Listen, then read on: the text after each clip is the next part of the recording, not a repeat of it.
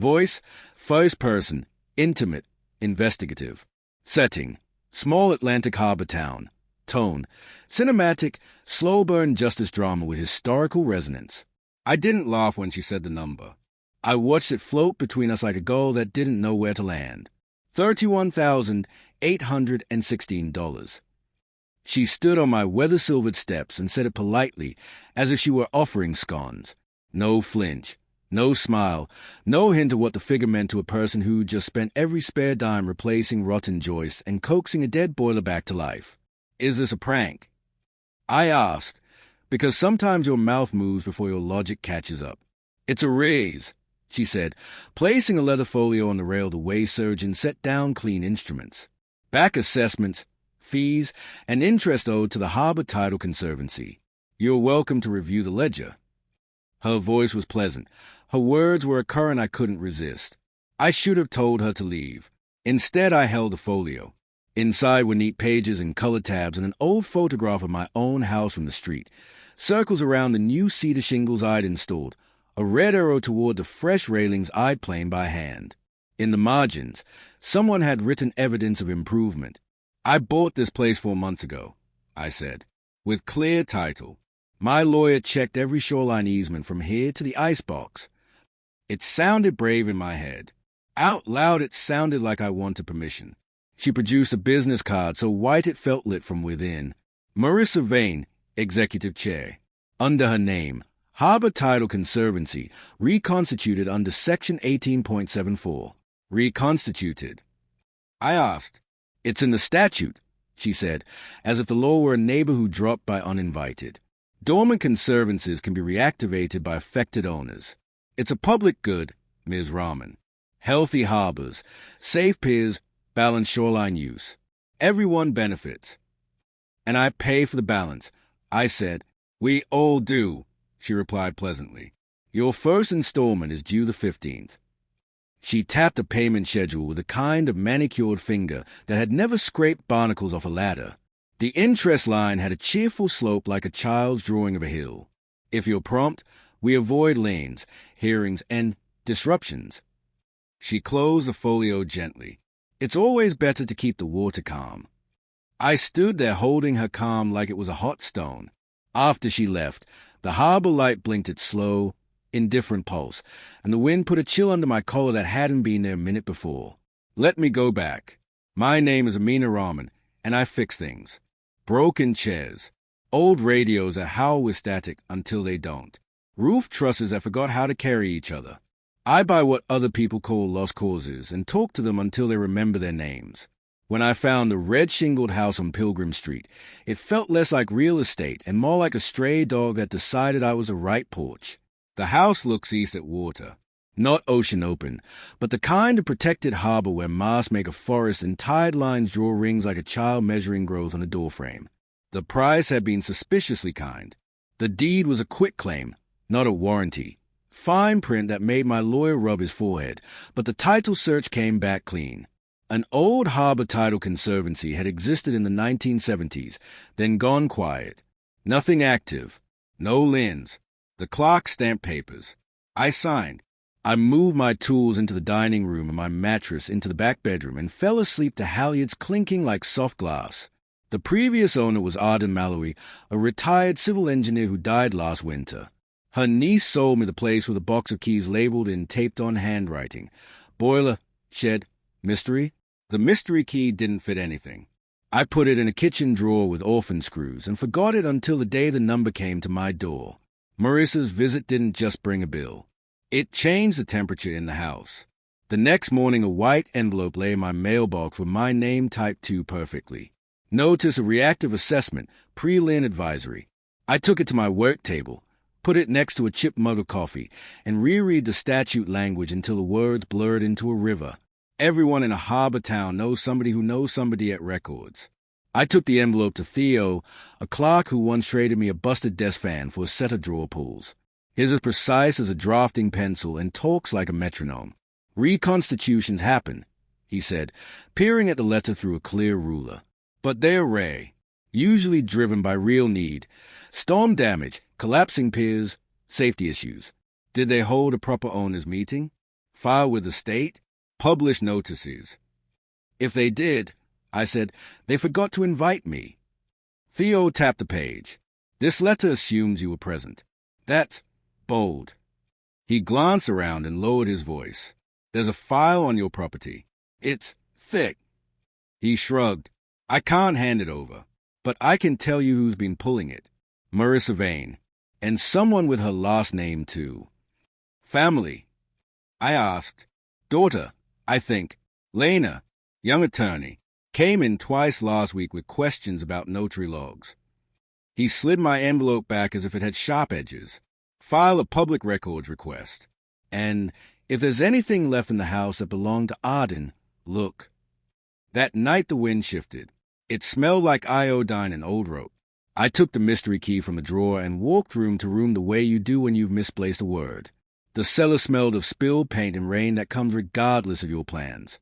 Arden had left an office down there the way some people leave a will. Clean, labeled, stubbornly plain. A steel drafting lamp. A level on a nail. Stacks of rolled charts standing at attention in a milk crate. A metal file cabinet whose drawers sighed like tired lungs. The mystery key didn't fit the cabinet. It didn't fit the padlock on the workbench either. It fit nothing at all until I noticed a low built-in under the cellar stairs with a knob that wasn't a knob, a round nickel coin set into wood. I pressed. A panel slid. Inside sat a tin tea container with a sailor on the lid, and a tiny keyhole exactly the shape of my mystery. The lock turned with a sound like a hell breath. Inside, postage receipts addressed to a P.O. box that had been closed since the Reagan-era stamp price. An envelope stamped returned to sender in an officious red.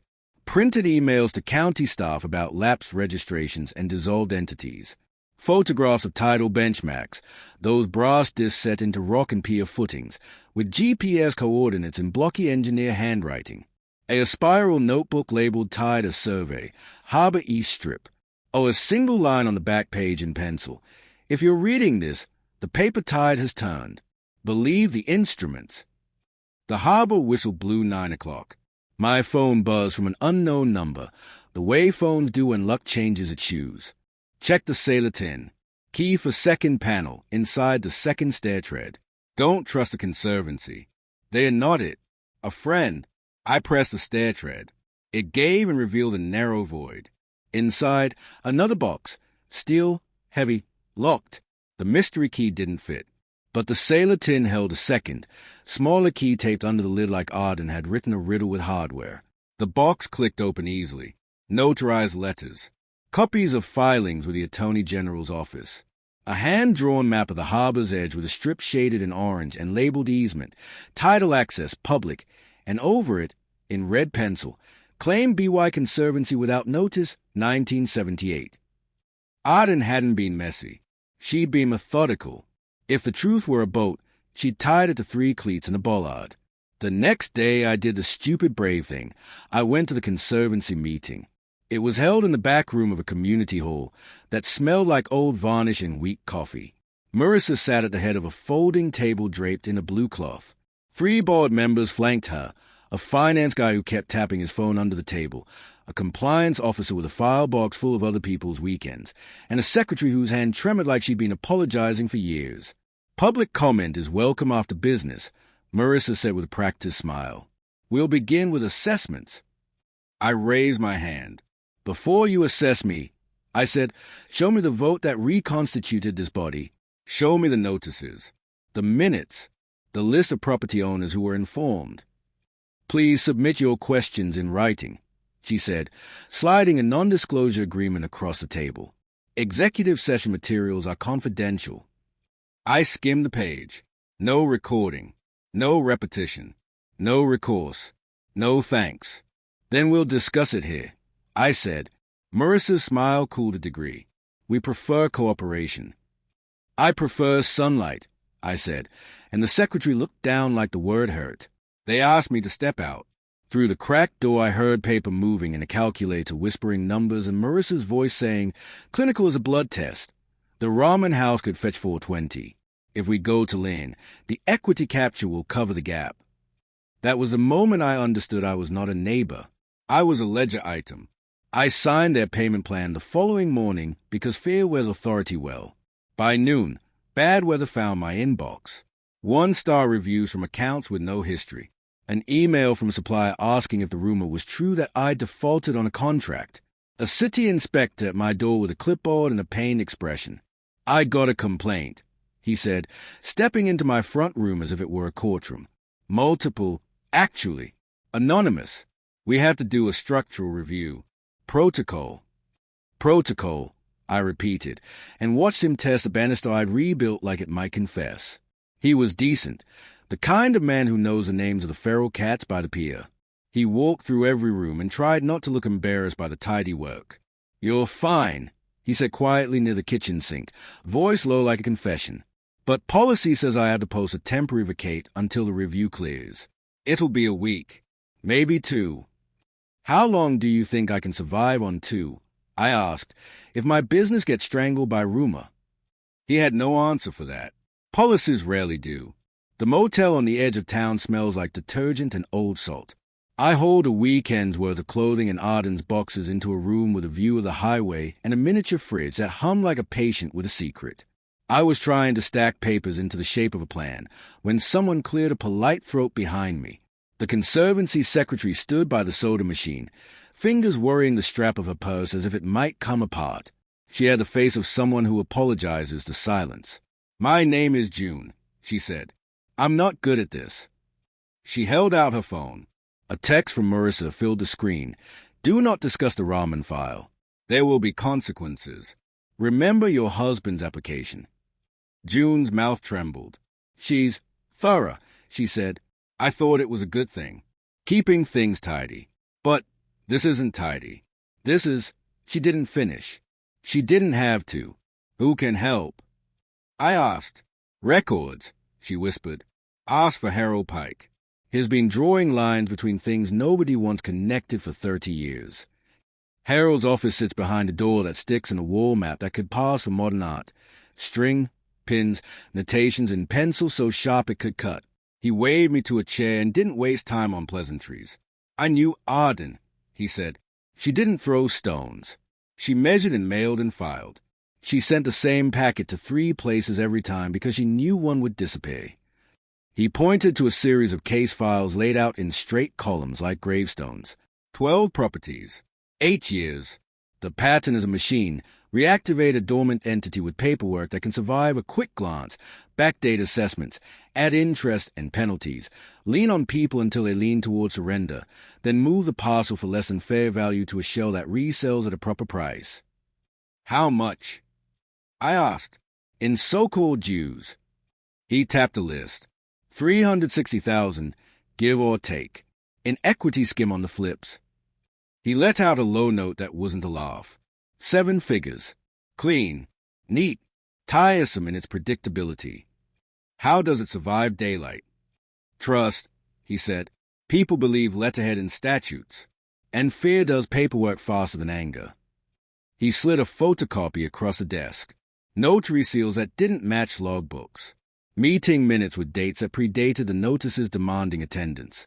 He tapped another sheet, a scanned email header. "And then there's this," he said. "Lena Vane. She came to me twice. Young. Smart. Looked sick about it. Asked how whistleblower immunity works. Asked where to buy a recorder that doesn't look like a recorder. She's the kind of person who knows what the right thing is and is terrified of what it costs." He reached into a drawer and placed a small black button on the desk. "If she calls you," he said, "we're ready to hear more than anybody wants to say."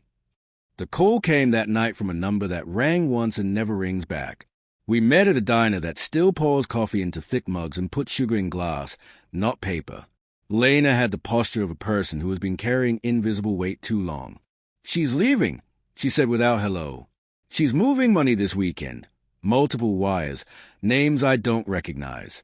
I signed things I shouldn't have signed because my mother said it was standard. It wasn't. I can't keep pretending I don't know." She unfolded a list of transfers and an itinerary that hopped across airports like a stone skipping water. "If you wait, there'll be nothing to seize," she said. "No refunds. No restitution. Just empty drawers and clean desks." "You'll testify?" I asked. She swallowed, then nodded. "I'll do more," she said. "I'll record the conversation. You can't put a statute in handcuffs, but you can put a voice in front of a judge." When she clipped the button to her cardigan, her hands trembled only a little. She left exact cash for coffee, as if stealing from the diner would spoil the holiness of what she was about to do. By morning, the compliance hearing had been moved from the cramped boardroom to the town auditorium, officially for capacity, unofficially because arrests looked tidier with aisles. The local paper sent a camera. The harbor sent half its gossip. Marissa arrived holding her folio like a shield that had never failed her. Harold brought charts. Numbers do a kind of surgery that adjectives cannot. He lined up cases along a timeline. Initial letter, friendly plan, lien notice, emergency inspection, sale. The rhythm was too perfect to be organic.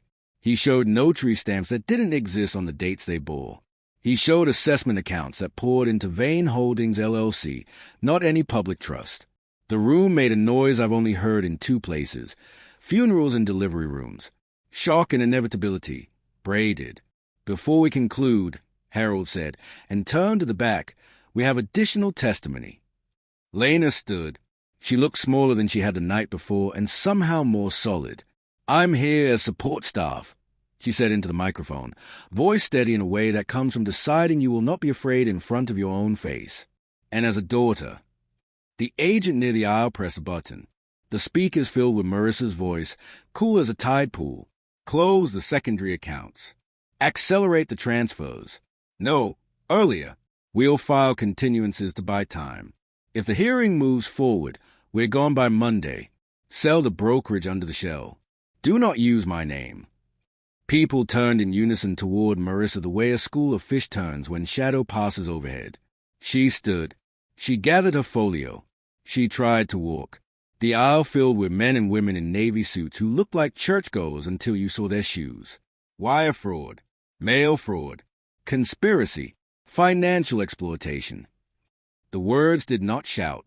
They didn't need to. Marissa glanced around like a person who expects to find a friend at every table and discovers only chairs. It should have ended there. It didn't. Harold lifted one last board from the easel, a map that wasn't about bank accounts at all. It was a harbor drawn in layers, old parcels, tidal lines, forgotten strips ink in a cartographer's hand. He laid Arden's notes beside it, lines and overlays, careful arrows. "The house on Pilgrim Street sits on one parcel," he said. But the tidal access strip, the ribbon of ground that kisses a harbor, was recorded separately in 1961. It carried forward through 3 transfers and then fell out of public memory. It belonged to the Duarte family, Portuguese fishermen who were relocated during urban renewal. They sold under pressure for pennies. Arden found the discrepancy years ago. She filed. She wrote letters. She didn't live long enough to see anyone answer. The auditorium didn't breathe. Somewhere, outside, a bellboy tolled like an old regret. That night, back at the motel with its humming fridge and carpet pattern to hide mistakes, I opened the last of Arden's boxes with the care you give a sleeping child. Copies of the 1961 deeds. Letters written in neat script to Duarte descendants in Providence and New Bedford. Ledger pages of monthly money orders, school fees, medical bills, rent help, sent for nearly 30 years without reply or publicity. Quiet restitution like rain on a roof. Not enough to rebuild the house, but enough to keep sleeping children dry. I called a number on the most recent letter and spoke to Anna Duarte, whose voice carried both ocean and granite. I told her what I'd found. She laughed in a way that sounded like a sob learned to stand up. Then she told me about a son who became a paramedic because strangers had shown up month after month with unremarkable envelopes that meant the difference between drowning and treading water. 2 days later, we sat at my scratch kitchen table with coffee and documents arranged like a map home. We decided together that truth shouldn't live in boxes. We named a room on the east side of the house the Harbor Room. Not a museum, no velvet ropes. A living room that tells the truth in daylight. On the first shelf sits Arden's drafting lamp, aimed forever at a compass she bolted to the sill. On the wall, a timeline charting how people who love procedures more than people can turn process into a blade, and how process, stubbornly tended, can become a shield. There's a section for the Duarte family with photos on their terms. and a bench under the window that faces the tide they were pushed from.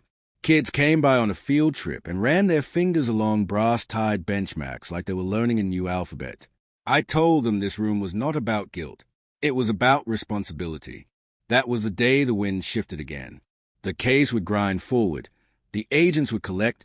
The lawyers would file. The paper tide would meet rock. But I stood in the harbor room holding Arden's compass, and when the house sighed in an old foundation way, the needle wobbled, not aimless, but alert, like a thing that had learned to warn. I'm not a crusader. I wanted a porch that knew my weight and a roof that didn't leak. Old places have their own plans. Sometimes they ask you to carry a truth to term. Sometimes they ask you to decide where order ends and abuse begins. Sometimes they hand you a history you didn't commit and ask whether you will help repair it in public. This is where the story pauses, not ends, with an arrest in a room full of neighbors, a map that put names back on a strip of earth, and a house that holds a shoreline's memory out where the sun can find it. If a reconstituted authority knocked on your door with a bill big enough to break your week, would you pay to keep the water calm, or would you start unscrewing stair treads until you found the hidden box? How do you measure what we owe the past, and what we refuse or the people who weaponize it? Tell me where you draw your line. And if this made your hands itch to check your paperwork, good. Somebody's bell is going to ring tomorrow. I hope they answer with a plan.